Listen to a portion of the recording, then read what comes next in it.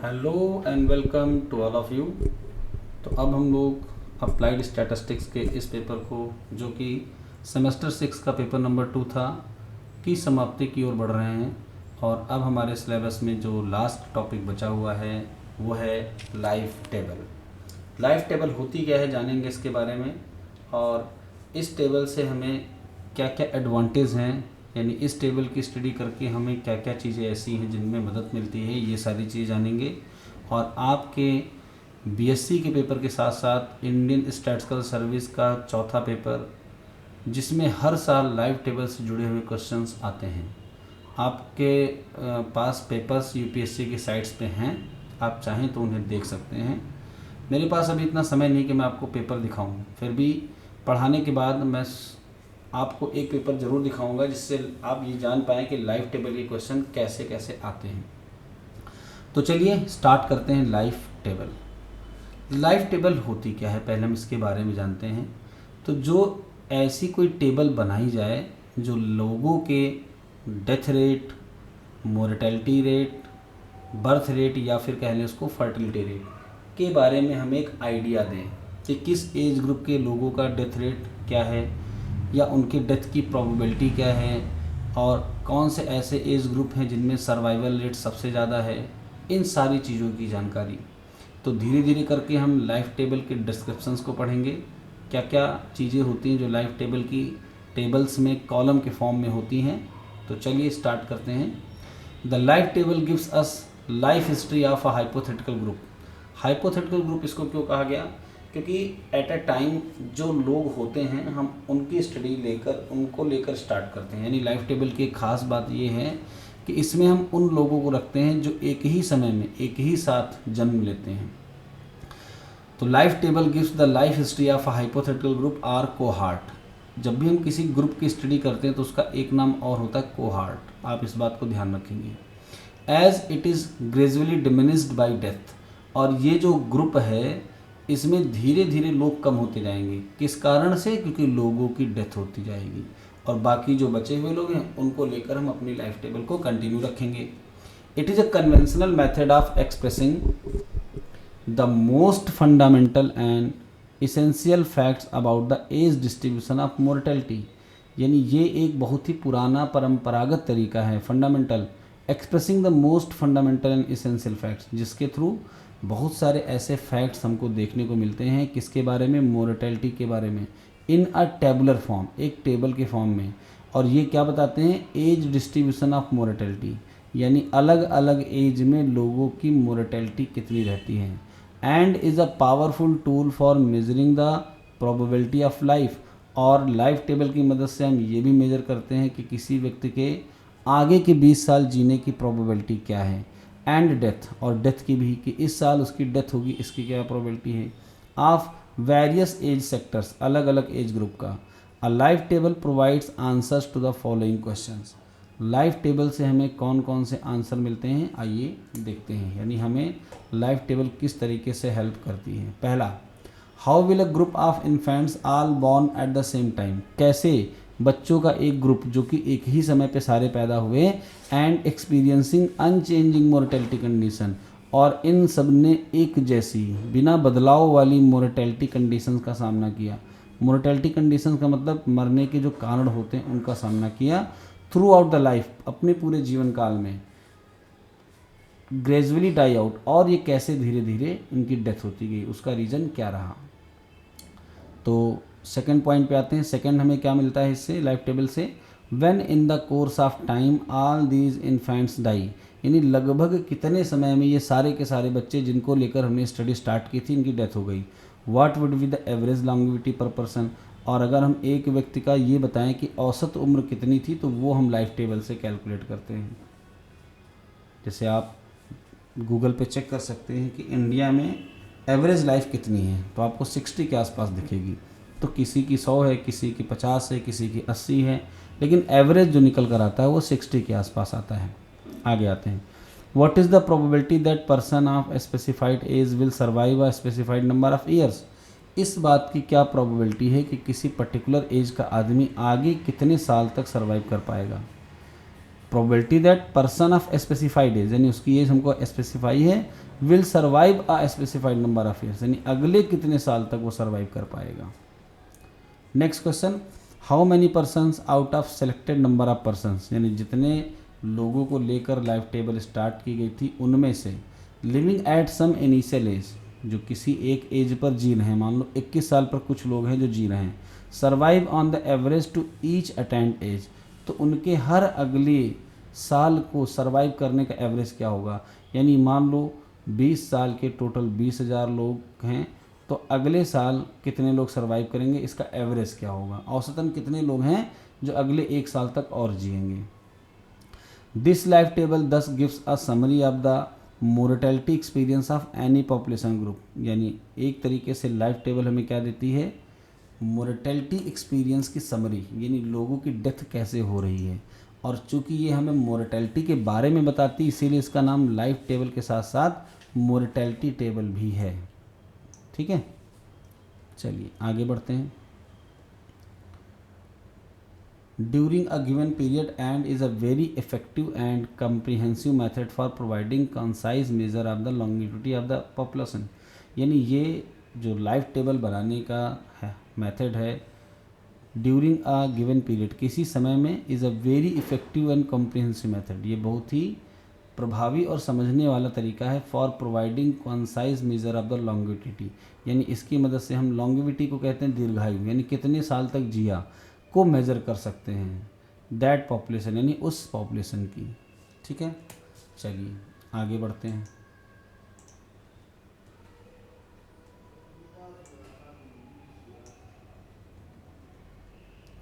अब आते हैं कंस्ट्रक्शन ऑफ लाइफ टेबल, यानी लाइफ टेबल बनती कैसे है। तो लाइफ टेबल बनने के लिए आपके पास टोटल दो चीज़ें होनी चाहिए, एक तो कोहार्ट साइज़, इसको रेडिक्स भी कहते हैं, ठीक है, कोहार्ट साइज़ या फिर रेडिक्स, और या फिर इसको ग्रुप कहते हैं। तो अभी हम आपको सिंबल जब एक्सप्लेन करेंगे तब सारी चीज़ें और क्लियर होंगी। तो कंस्ट्रक्शन में एजम्पशन क्या होता है, एजम्पशन है the following are a few simplified assumption which are used in the construction of life table. आप एजम्पशन याद रखेंगे, हो सकता है आपको क्वेश्चन ऐसा मिले जिसमें 5-4 एजम्पशन दे दी जाएँ और पूछा जाए which assumption is not true for constructing a life table, तो इस बात को आप याद रखेंगे। पहला एजम्पशन है the cohort is closed for immigration और इमाइग्रेशन, यानी कोहार्ट यानी जिस साइज़ की हम स्टडी कर रहे हैं वो उसमें से कोई भी पर्सन ना तो बाहर जाएगा ना तो बाहर से कोई पर्सन इसमें आएगा। क्यों? क्योंकि जब कोई व्यक्ति जगह को छोड़कर जाता है तो उसकी मोर्टेलिटी सिचुएशन चेंज हो जाती है। अच्छा, ऐसा संभव तो है नहीं कि कोई किसी जगह को छोड़कर जाए ना, इसीलिए स्टार्टिंग में कहा गया था हाइपोथेटिकल ग्रुप, यानी ऐसा ग्रुप जिसको हम सपोज करते हैं। तो पहली कंडीशन है कि कोहार्ट में इमिग्रेशन और इमाइग्रेशन नहीं होना चाहिए। In other words there is no change in the census expect the losses due to death, यानी जो भी संख्या लेकर हम टेबल बना रहे हैं उनमें केवल और केवल अगर कोई चेंज होता है तो वो डेथ के कारण होगा, यानी किसी की डेथ होगी तो उसे कम कर देंगे, अदरवाइज हमको सबको लेकर चलना है। Second, individuals die at each age according to predetermined schedule which is fixed and does not change. Assumption है कि हम ये मान कर चलेंगे कि लोगों का मरना तय है, उनका एक टाइम भी फिक्स है, बस हम उसी को मेज़र करते हैं कि ये कैसे हो रहा है और क्यों हो रहा है।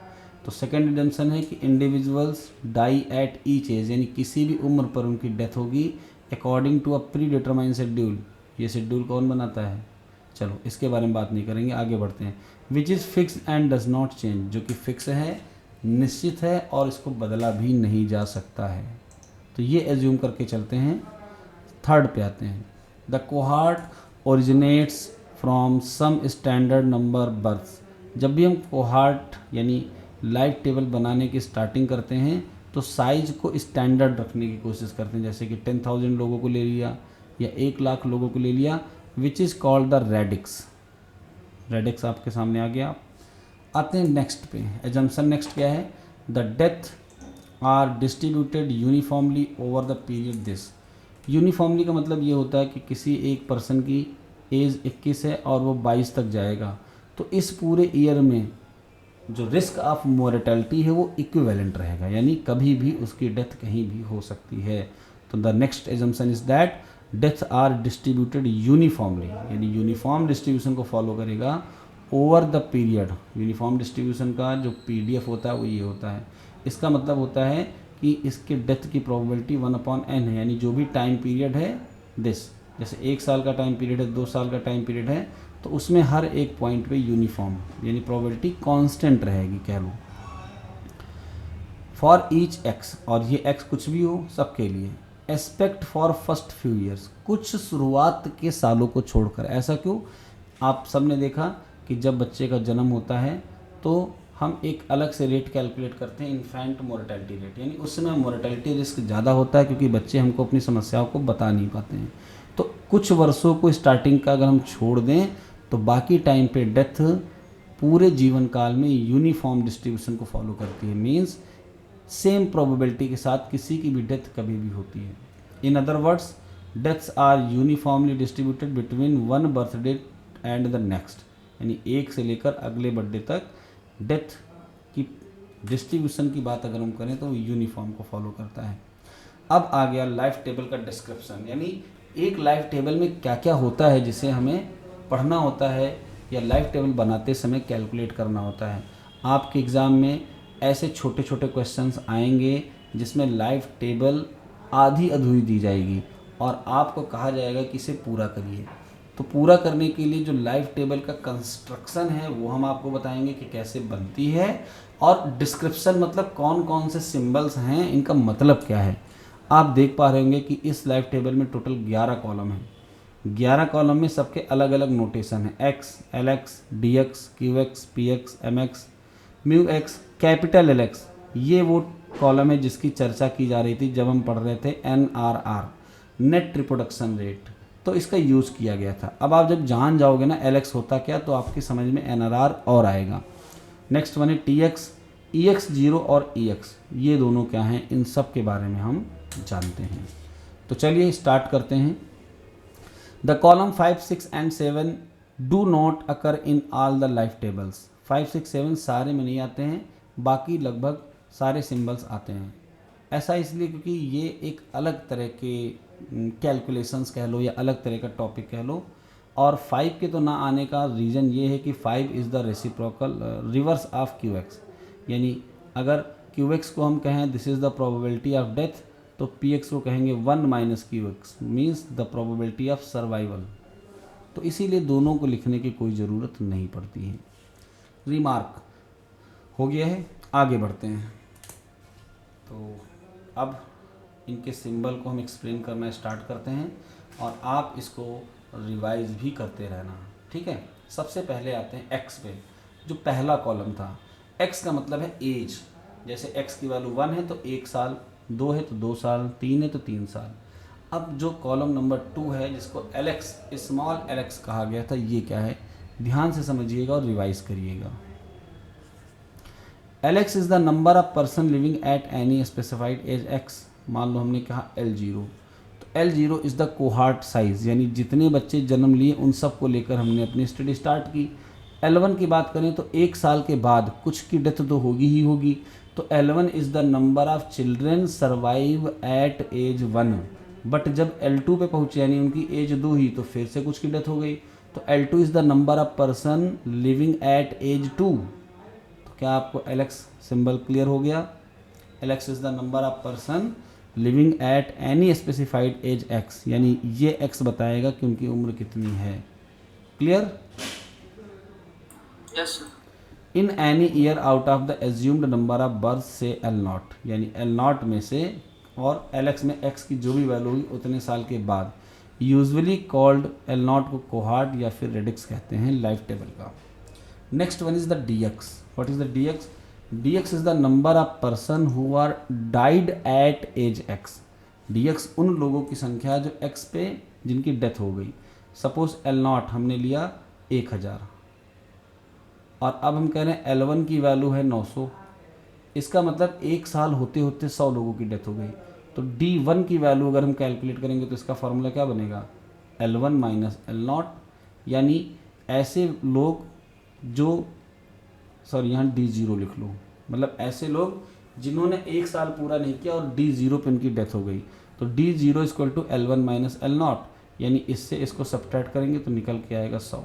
तो what is the value of D0 is the 100 and the meaning of this is the person who are died at age 0, यानी ऐसे पर्सन जो 1 साल भी पूरा नहीं कर पाए, उसके पहले ही उनकी डेथ हो गई। अब अगर D1 की बात करें तो ऐसे पर्सन जिनकी उम्र 1 साल पर हो गई, दूसरा नहीं पूरा कर पाए। क्लियर? तो अगर बात करें फार्मूले की तो इसका फार्मूला क्या बनेगा, ध्यान से देखिए। अभी अभी हमने लिखा था D0 = L0 - L1, तो अगर 0 को x से रिप्लेस कर दें तो ये क्या हो जाएगा, dx, ये lx, और यहाँ 0 + 1 है तो x + 1 हो जाएगा। तो नंबर ऑफ डेथ को निकालने का जो ये फार्मूला आपने देखा, इसको याद रखेंगे, आपके लाइफ टेबल के कंस्ट्रक्शन में आपके काम आएगा। तो क्या आपको dx की वैल्यू या dx का डिस्क्रिप्शन क्लियर है? चलिए आगे बढ़ते हैं। क्लियर हो तो बताओ Kaustubh. Yes sir. Is the number of person among the LX, यानी इतने में से वो person attaining a precise age x, यानी जिनकी उम्र x साल थी, who die before reaching the age this, x + 1 को पहुँचे बिना उनकी डेथ हो गई। Obviously we have dx = this. और ये देखिए आपको न्यूमेरिकल इंटीग्रेशन में पढ़ाया होगा fx = delta fx = fx1 - fx। तो अगर यहाँ से माइनस कॉमन ले लें तो LX + 1 - LX को हम क्या लिख सकते हैं, -Δ लिख सकते हैं कि नहीं? हाँ जी, क्लियर? Yes sir. ये डिफरेंस ऑपरेटर होता है। आते हैं डिस्क्रिप्शन नंबर 3 पर। डिस्क्रिप्शन नंबर 3 है NPX। What is NPX? NPX is the probability that a person aged x survives up to age x + n, यानी n की वैल्यू अगर 1 रख दी जाए तो ये प्रोबेबिलिटी किस बात की बन जाएगी, सर्वाइव एट नेक्स्ट ईयर, यानी ये प्रोबेबिलिटी है। तो सर्वाइवल की प्रोबेबिलिटी कैसे निकलेगी, ज़रा ध्यान देना। जैसे हमने कहा कि एज x पर जो पर्सन रह रहे थे उनकी संख्या LX से डिनोट की जा रही है। सिंबल आप पढ़ चुके हैं, LX is the number of person living at age x। और अगर x + n की बात करें तो आफ्टर n ईयर, यानी इसमें n जोड़ा, n साल के बाद जो पर्सन जी रहे होंगे वो LX + n होंगे। LX + n is the number of person who are living at age x + n। अब बताओ बेटा, इसमें से ज़्यादा कौन होगा और कम कौन होगा, थोड़ा सोच कर बताना। सर x मतलब LX। LX + n, और LX में कौन छोटा होगा कौन बड़ा होगा? सर LX बड़ा होगा। LX बड़ा होगा क्योंकि इसकी एज कम है, और जैसे जैसे एज आगे बढ़ रही कुछ लोगों की डेथ होगी और ये छोटा हो जाएगा। तो इसका मतलब आफ्टर n ईयर इतने लोग बच पा रहे हैं। तो हम अगर ये पता करना चाहें कि क्या प्रोबेबिलिटी है कि 5 साल में लोगों के जीने की, तो जितने लोग जीवित बचे ये हो गए हमारे फेवरेबल केसेस, और जितने लोगों को लेकर हम चले थे ये हो गए टोटल केसेस, और ये बन गई प्रोबेबिलिटी ऑफ सर्वाइवल। समझ पाए कि नहीं? Yes sir. प्रोबेबिलिटी का कॉन्सेप्ट लगाया गया है, फेवरेबल अपॉन टोटल। तो जितने लोग जीवित हैं उनको अपने ऊपर रखा, और जो थे पहले टोटल लोग उनको नीचे रख दिया, और बन गया NPX। तो अगर n की वैल्यू को 1 रखेंगे तो ये 1-1 साल का हो जाएगा। ठीक है। अच्छा, यहाँ से एक फार्मूला डेवलप हुआ ये कि अगर हमको LX + n की वैल्यू चाहिए तो हम LX × NPX करेंगे। अभी जब कंस्ट्रक्शन आएगा तो इसका यूज़ हम करेंगे। ओके, चलिए। In particular if we take n = 1, अगर n की वैल्यू 1 ले लेंगे तो यही फार्मूला किस में कन्वर्ट हो जाएगा, LX + 1/LX में। अब यहाँ से एक चीज़ और निकल के आती है, ध्यान देना। अगर PX हमारी प्रोबेबिलिटी है किसकी, सर्वाइवल की, तो 1 - PX किसकी प्रोबेबिलिटी हो जाएगी, डेथ की। अब डेथ की प्रोबेबिलिटी का कॉन्सेप्ट समझिए। मान लो हम डेथ की प्रोबेबिलिटी QX को निकालते हैं तो कैसे निकालेंगे, number of person who are died age age x, और जितने ये पहले थे LX, यानी LX थे और x + 1 पूरा किए बिना जिनकी डेथ हो जाए उनको हमने DX से डिनोट किया है। तो क्या QX ये है डेथ की प्रोबेबिलिटी, जिनकी डेथ हो गई और जितने टोटल थे ये हो गई डेथ की प्रोबेबिलिटी। जब हम सर्वाइवल की निकाल रहे थे तो क्या कर रहे थे, टोटल लोग और जितने लोग अभी भी बचे हुए हैं, और इसमें क्या लिखेंगे, जितने लोगों की डेथ हो गई है। तो ये आपको समझ में आया QX। ज़रा इसको 1 माइनस पी एक्स से कैलकुलेट करते हैं, देखते हैं क्या आता है। तो पी एक्स की वैल्यू अभी अभी हमने देखी क्या है, L X plus 1 upon L x. अब हम इसको क्या लिखेंगे, अगर हम इसमें एलसीएम ले लेते हैं तो लिखेंगे L X minus L X plus 1 divided by L x. और अब आप मुझे बताइए, ये फार्मूला अभी अभी आपने कहीं पढ़ा, L X minus L X plus 1 को क्या लिख सकते हैं, डी एक्स लिख सकते हैं कि नहीं। Yes. Yes, तो sir. देखिए वही फार्मूला आया, D X upon L X. ये देखिए ऊपर लिखा भी है यहाँ पर, D X equal to L X minus L X plus 1। तो इसी तरीके से एक से अगर हम सर्वाइवल की प्रोबेबिलिटी को सब्ट्रैक्ट करेंगे तो हमें प्रोबेबिलिटी ऑफ डेथ मिल जाएगा, जो कि डायरेक्टली भी हम कैलकुलेट कर पा रहे थे using the concept of probability. Okay, next symbol Q x को एक्सप्लेन किया गया है और हमने आपको इसको बता दिया है। आगे बढ़ते हैं, सिंबल एक्सप्लेन हो जाए फिर हम आपको इसका कंस्ट्रक्शन बताते हैं। ये वही एल एक्स और डी एक्स का फॉर्मूला है, इसको आप देख लेंगे, कुछ नहीं, एकदम इजी इक्वल वैल्यूज पुट हुई हैं। कैपिटल एल एक्स पे आते हैं, यही वो वैल्यू थी, यही वो सिंबल था जिसको हमने एनआरआर में यूज़ किया था। तो L x is the number of person lived and in the aggregate by cohort of L not, यानी एल एक्स क्या है, जितने भी लोग किसी एज पर जी रहे हैं उनकी जितनी भी उम्र है अगर हम सबको ऐड कर दें तो वो एल एक्स बन जाता है। चलिए आगे देखिए, between age X and X plus 1, या फिर एल एक्स की दूसरी डेफिनेशन क्या है, L X may be interpreted as the average age of the cohort between age X and X plus 1, यानी इनकी औसत उम्र क्या है जो किसी एक उम्र से दूसरी उम्र तक जा रहे हैं। Thus if deaths are assumed to be uniformly distributed, तो अगर डेथ किसी एक एज ग्रुप से अगले एज ग्रुप तक यूनिफॉर्म डिस्ट्रीब्यूटेड है ओवर द होल ईयर, और equivalently if we assume the linearity of this L X plus T for T. इसका क्या मतलब हुआ, हम समझाते हैं आपको। देखिए, जब नंबर ऑफ डेथ तेज़ी से होने लगे, जैसे पहले साल 2 लोग मरे, अगले साल 4 लोग, उसके अगले साल 8 लोग, तो ये लीनियर नहीं है, ये क्या हो रहा है, जस्ट डबल हो रहा है, क्वाड्रेटिक बन रहा है। लेकिन जब हर साल इतने लोगों की डेथ हो कि उससे हम अगर ग्राफ बनाए तो एक लाइन बने, तो जब लाइन बनती है तो उसको हम लीनियरिटी कहते हैं, है ना। तो यहाँ पर हम ये मान कर चलेंगे कि if we assume the linearity of L X plus T for T belongs to 0 1, T यहाँ पर है क्या, टी है टाइम, यानी एल एक्स मतलब the number of person who are living at age X, और एल एक्स प्लस टी का मतलब number of person who are living after age T, यानी एक्स में टी ऐड हुआ तो अब कितने लोग जी रहे हैं, तो टी टाइम है। और टाइम को अगर हम मान लें यूनिफॉर्मली 0 to 1, 0 to 1 क्यों कह रहे हैं, क्योंकि एक साल से अगले साल पूरा होने तक, तो एक को 0 मानो, अगले को 1 मान लो। देन वी गेट, तो कैपिटल एल एक्स की वैल्यू क्या होगी, तो आपको पता है कि एग्रीगेट या फिर एरिया निकालने के लिए हम इंटीग्रेशन का यूज़ करते हैं। तो कैपिटल एल एक्स का मतलब ये होगा कि हम इस टाइम इंटरवल में 0 to 1 में एल एक्स प्लस टी को क्या कर दें, इंटीग्रेट कर दें। अब एल एक्स प्लस टी की वैल्यू क्या है, तो अगर लीनियरिटी को फॉलो कर रहा है तो एल एक्स प्लस टी की वैल्यू हो जाएगी L X minus T D x, क्योंकि हर साल जितने लोग मर रहे हैं वो लीनियरिटी को फॉलो कर रहे हैं। तो एक साल मरने वालों की संख्या डी एक्स, दूसरे साल मरने वालों की संख्या 2dx, तीसरा साल किया तो 3dx, तो टी साल के बाद मरने वालों की संख्या TDX, क्योंकि लीनियरिटी एज्यूम की है हमने। तो L X plus T equal to क्या हो जाएगा, L X minus T D X. अगर ये एल एक्स प्लस 1 होता तो क्या होता, L X minus L X plus 1, यानी इतने लोग थे x साल के और 1 साल के बाद इतने बचे, तो मरने वालों की संख्या, सॉरी यहाँ d होना चाहिए, D x plus 1, sorry D x.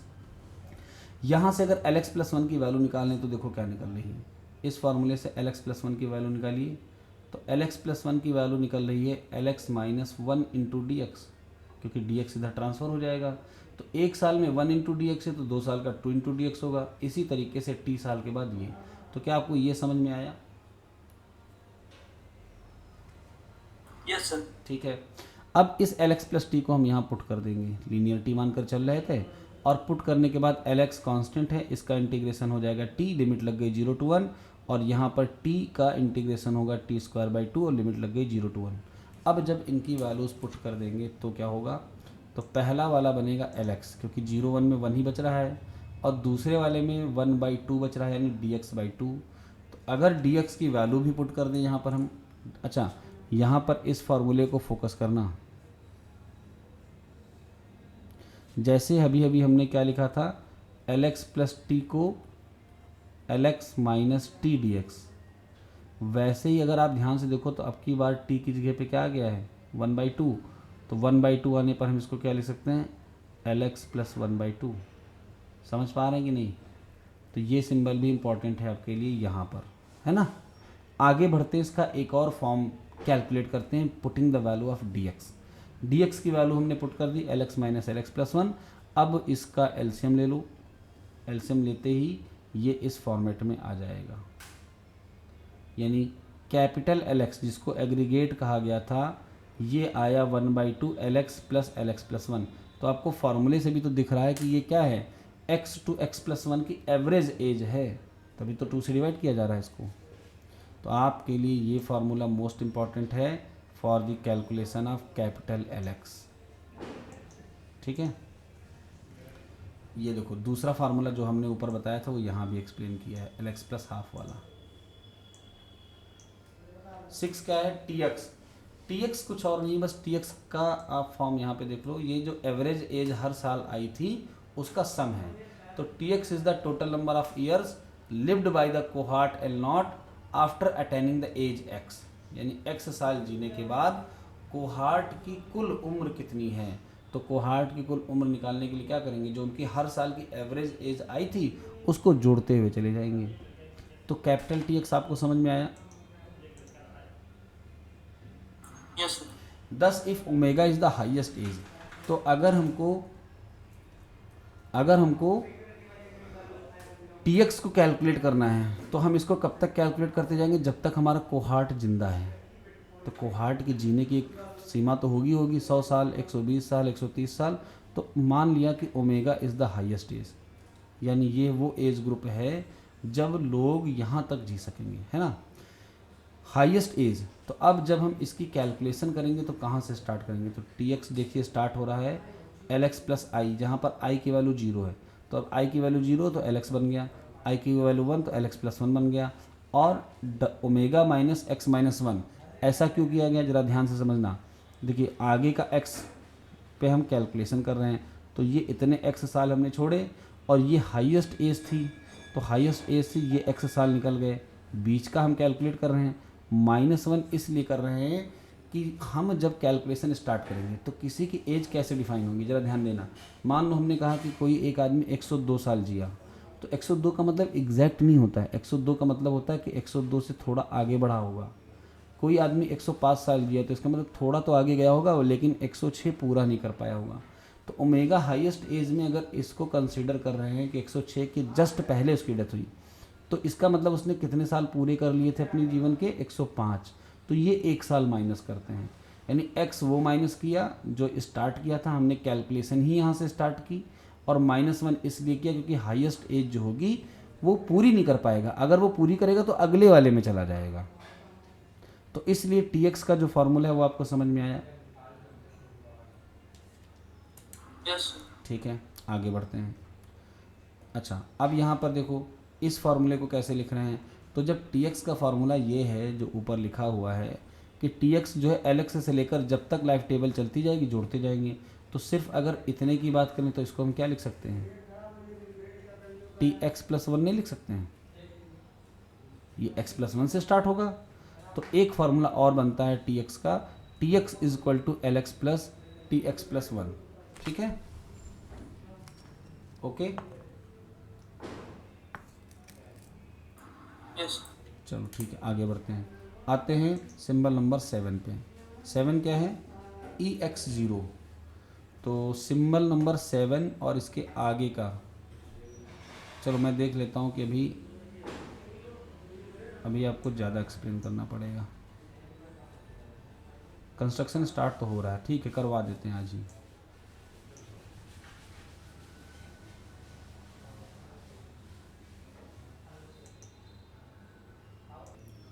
तो नेक्स्ट सिंबल EX0 की बात करते हैं। EX0 और EX दो सिंबल ऐसे हैं जो आपके लिए बहुत ज़्यादा कंफ्यूजिंग होंगे। तो दोनों के बारे में हम आपको जो ट्रिक बताएंगे उसको याद रखिएगा, तो इससे आपको आइडिया रहेगा कि इन दोनों के बीच में डिफरेंस क्या है। ठीक है, तो पहला जो EX0 है ये है the average number of years lived after age X, यानी X साल के बाद कितना औसत और वो जी सकते हैं by each of the LX person, यानी हर व्यक्ति के द्वारा। अब मान लो 20 साल तक सारे लोग पहुंच गए, ये है हमारा X की वैल्यू और LX की वैल्यू है यहाँ पर 1000, यानी 1000 लोग ऐसे थे जिन्होंने 20 साल अपने पूरे कर लिए हैं। तो अब इन सभी 1000 लोगों के द्वारा आगे कितने साल जिए जाएंगे, तो मान लो हमने सबका एवरेज निकाला 30 साल और ये जिएंगे, तो ये हर X के लिए 30-30 हो गया। अब कोई ज़्यादा होगा कोई कम होगा, एवरेज 30 आया है। तो EX0 समझ पाए क्या है? EX0 is the average number of years lived after age X, यानी X के बाद औसतन वो कितना जिएंगे each of the LX person, यानी जितने भी पर्सन हमारे पास बचे हैं उन सब में से, हु अटेन दैट एज, यानी जो X साल अटेन कर चुके हैं। It is called the complete expectation of life, इसको क्या कहते हैं? Complete expectation of life. अब आप मुझे बताओ what is the meaning of this? E00 का मतलब क्या होगा? जब X था सर वो इन्फेंट्स। हाँ, यहाँ पर हम 20 साल के बाद एवरेज कैलकुलेट कर रहे थे कि और कितना जिएंगे, यहाँ हम जन्म से कैलकुलेट कर रहे हैं। तो अगर E00 की वैल्यू 70 आई तो इसका मतलब जितने लोगों को लेकर हम चले थे उनमें से सब लगभग कितना जिएंगे? On average 70 years. किसी की ज़्यादा होगी किसी की कम, लेकिन एवरेज क्या रहेगा? 70 ईयर। तो इसका नाम क्या पड़ गया? कंप्लीट एक्सपेक्टेशन ऑफ लाइफ, यानी ये औसत उम्र है after age X। If the X is equal to 0 then this is the complete expectation of life from birth day. Okay, life expectancy भी कहते हैं इसको, at age X and is obtained from the relation. और इसका relation क्या है? देखो, इसका रिलेशन है कि बचे हुए लोग टोटल कितना जी रहे हैं, तो टोटल के लिए TX सिंबल आया, और लोग कितने थे? LX। तो एवरेज ऐसे तो निकलता है, सबको ऐड करो और जितने लोग हों उनसे डिवाइड कर दो। तो आपको EX0 का फार्मूला क्लियर हुआ? अब ये फार्मूले आपकी लाइफ टेबल को भरने में बहुत मदद करेंगे। आते हैं E00 पर। E00 is the expectation of life at age 0, या फिर एवरेज एज एट डेथ और द एवरेज लॉन्गिविटी। तो ये E00 को हमने पहले ही आपको बता दिया है। इसको औसत दीर्घायु या औसत उम्र भी कहते हैं of a person belonging to a given community. अब आते हैं EX पे। क्या मतलब है EX0 और EX में? तो EX a closely related concept is that of the curtate expectation of life. इसका क्या मतलब हुआ? जब हम किसी की औसत उम्र बताते हैं तो क्या कहते हैं? 70 साल। लेकिन क्या सारे लोग 70 साल कंप्लीट करके ही उनकी डेथ होगी? ऐसा पॉसिबल नहीं होता है। कुछ 70 के बाद 1 महीना जिए तब भी तो 70 साल पे ही मरे, कुछ 2 महीना जिए, कुछ 3 महीना, कुछ 4 महीना, इस तरीके से 71 पूरा होने के पहले सबकी उम्र अलग अलग होती है। तो जब हम एवरेज लॉन्गिटिविटी कैलकुलेट करते हैं तो उतने एज गिनते हैं जितने कंप्लीट होते हैं, जो आगे के बच्चे हुए इनको कंसीडर ही नहीं करते हैं। तो EX क्या है? A closely related concept is that of the curtate expectation of life. इसको क्या नाम देते हैं? Curtate expectation of life, denoted by EX which represents the average number of complete years of life lived after age X। जो average number of years बताता है X साल पूरा करने के बाद by any of LX person who attain age X। तो अब इसके फॉर्मूले की तरफ चलते हैं, अभी आपको क्लियर हो जाएगा।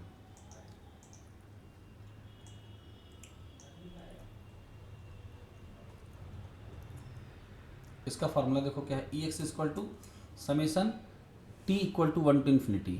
इसका मतलब क्या हुआ कि हम LX + 1 से स्टार्ट करेंगे, फिर LX + 2 को ऐड करेंगे, फिर LX + 3 को ऐड करेंगे, सबको ऐड करेंगे, और फिर इसको डिवाइड किससे करेंगे? LX से। तो एक फार्मूला तो इसका ये हुआ क्यूरेट एक्सपेक्टेशन को निकालने का। इनफाइनाइट का मतलब ये होता है कि हमको ये नहीं पता है कि हमारा कोहार्ट कितने एज तक जाएगा, तो अनसर्टेन है इसलिए इनफाइनाइट लिखते हैं। ठीक है, दूसरा फार्मूला देखिए EX0 का क्या है? तो EX0 ने क्या किया था? कंप्लीट ईयर कैलकुलेट कर लिया था। EX में हाफ ऐड होकर आएगा तो ये बनेगा कंप्लीट, और ये है क्यूरेट। ये कैसे हाफ इसमें ऐड किया इसके बारे में हम बताते हैं आपको।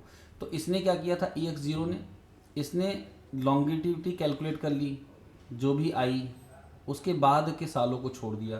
तो EX क्यूरेट एक्सपेक्टेशन में क्या हो रहा है, जब हम उनके बचे हुए महीनों का एवरेज लेंगे, तो किसी ने 2 महीने पूरे किए, किसी ने 3, किसी ने 4, तो हम ये मान लेंगे कि इन सब का अगर एवरेज लेंगे तो 6 महीने तो आएंगे ही। 6 महीने को कन्वर्ट करेंगे तो ये 1/2 ईयर बनेगा। और इसलिए एक फार्मूला नया डेवलप हुआ कि EX में यानी क्यूरेट एक्सपेक्टेशन वो हुई जो केवल ईयर को काउंट करे, और उसमें अगर आधा और जोड़ दिया जाए तो बन गई कंप्लीट एक्सपेक्टेशन। दोनों को समझ पाए? क्यूरेट एक्सपेक्टेशन वो हुई जिसमें हम केवल ईयर को काउंट कर रहे हैं, और आधा साल अगर इसमें और जोड़ दे तो ये बन गई कंप्लीट एक्सपेक्टेशन। और ये आधा एवरेज है उन महीनों का जो किसी उम्र को पूरा करने के बाद लोग जी रहे थे। और एक फार्मूला ये भी आपको याद रखना है, ठीक है। आगे बढ़ते हैं, आपके क्वेश्चन में फार्मूले भी डायरेक्टली पूछे जाएंगे। आते हैं कंस्ट्रक्शन पे, तो मोस्ट इम्पॉर्टेंट ये है कि कंस्ट्रक्शन लाइफ टेबल का कैसे करें। The complete life table can be constructed if we can compute the quantities QX और PX। यानी लाइफ टेबल को बनने के लिए हम सबसे पहले क्या चाहिए, हमें या तो PX हमारे पास होना चाहिए या फिर QX होना चाहिए। यानी आपने अभी अभी देखा आपके पास एक सिंबल की लिस्ट थी, X, LX, PX, QX, DX, EX, EX0, TX, capital LX, ये सारे, इनमें से केवल आपको या तो पूरा PX पता हो या फिर पूरा QX पता हो। ये दोनों अगर में से कोई भी एक पता है, और एक और दूसरी चीज़ L0 की वैल्यू, सिर्फ इतनी चीज़ें अगर हमें पता है तो हम पूरी की पूरी लाइफ टेबल बना सकते हैं। The complete life table can be constructed if we can compute the quantities QX or PX for all X. The only other data which is needed is the radix L0. अब हमें भी आपको बना के दिखाएंगे कैसे। द QX कॉलम इज दस called the pivotal column, क्योंकि इसी से सब कुछ बनेगा, तो ये पाइवोटल कॉलम हो गया ऑफ द लाइफ टेबल। तो ये भी क्वेश्चन बन सकता है, which column is known as pivotal column of the life table, एक objective question. Starting with radix L0 and QX, और हम स्टार्ट कहाँ से करेंगे, L0 से और QX, यानी जो कॉलम हमारे पास है पूरी की पूरी X की हर वैल्यू के लिए, और जो रेडिक्स का साइज़ है। तो अब देखिए हम आपको बना के दिखाते हैं, पहले हम यहाँ पे लिख लेते हैं फिर बना के दिखाते हैं। तो सबसे पहला X होता है, ये तो हमारे पास एज होते ही हैं। LX is the number of person who are living at age X। DX is the number of person who died at age X। इसके बाद PX या QX कर लो, प्रोबेबिलिटी ऑफ डेथ। PX को इसी के ब्रैकेट में लिख दो क्योंकि एक पता हो बस। अच्छा, इसके बाद और जो सिंबल्स आते हैं उनकी चर्चा भी हम करेंगे। मान लो आपको X की वैल्यू 0 पे L0 की वैल्यू दे रखी है 1000, और QX की वैल्यू दे रखी है कुछ भी। QX की मान लो प्रोबेबिलिटी ऑफ डेथ यहाँ पे दे रखी है 0.1। अब L0 है 0.1, QX यानी प्रोबेबिलिटी है, तो QX का हमको पूरा कॉलम पता होना चाहिए। तो हम इसमें ऐसे ही अपने हिसाब से वैल्यूज पुट कर देते हैं, 0.12 कर लो, 0.15 कर लो, 0.2 कर लो, 0. ऐसे ही कोई भी वैल्यूज़ हमने डाल दी। अब हम आपको बताते हैं कि बाकी वैल्यूज़ कैसे कैलकुलेट होंगी, तो ध्यान देना। सबसे पहले हम फार्मूले की तरफ बढ़ते हैं। आपको याद होगा कि अभी अभी एक फार्मूला आपने पढ़ा, अगर हम डेथ की प्रोबेबिलिटी निकालें यानी QX की वैल्यू को निकालें, तो QX की वैल्यू का फार्मूला क्या था, number of death DX upon LX। अब यहाँ से एक फार्मूला हमारे पास क्या बना, DX is equal to LX into QX।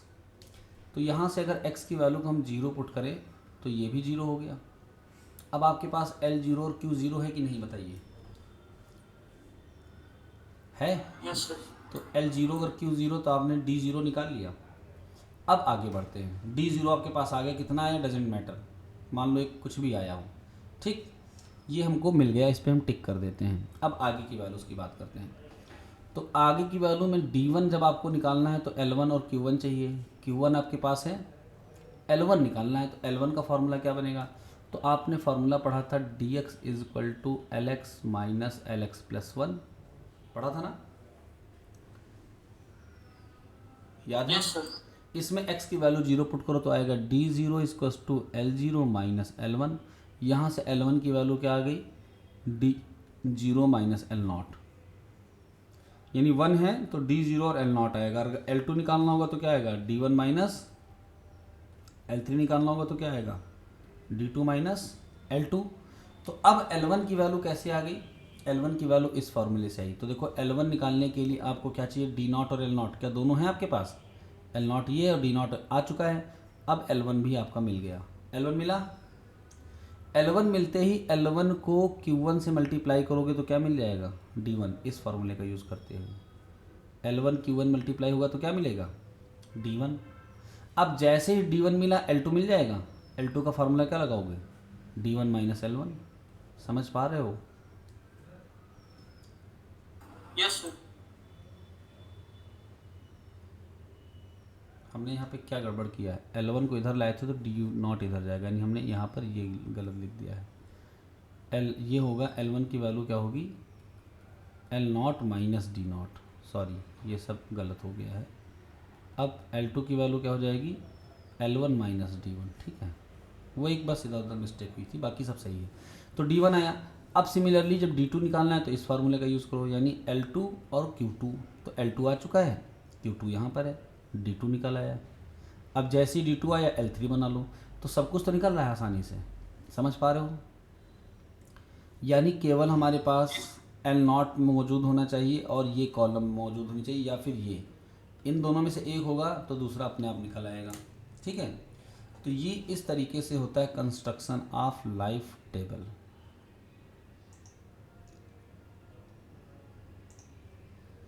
तो यहाँ पे हमने सारे सिंबल्स एक्सप्लेन किए हैं।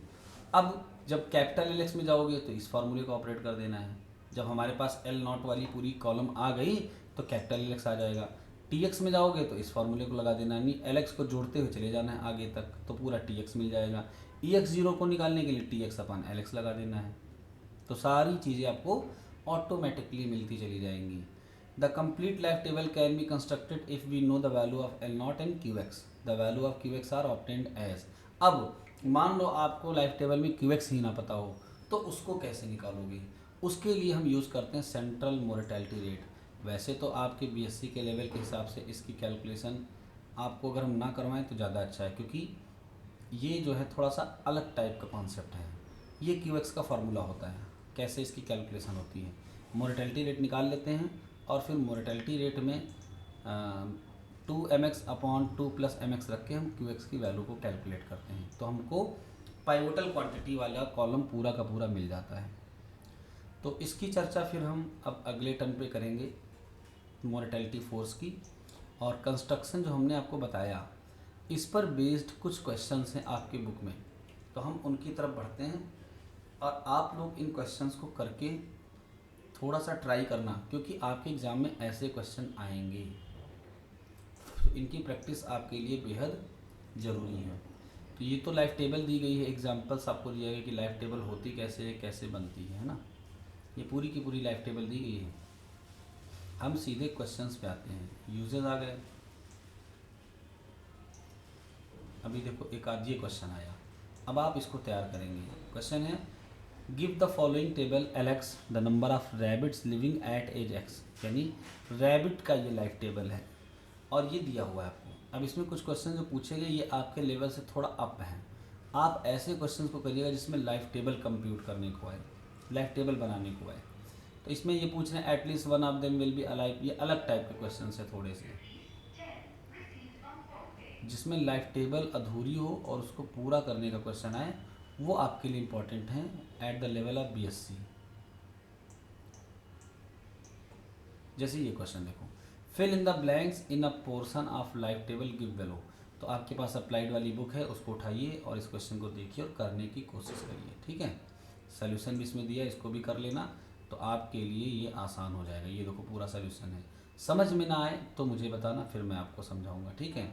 और उन क्वेश्चंस को मत करना जो थोड़ा सा अप लेवल वाले हैं, ओके। तो आज की क्लास में हम फिर यहीं तक रखते हैं, मिलेंगे अगली क्लास में। थैंक यू, जय हिंद।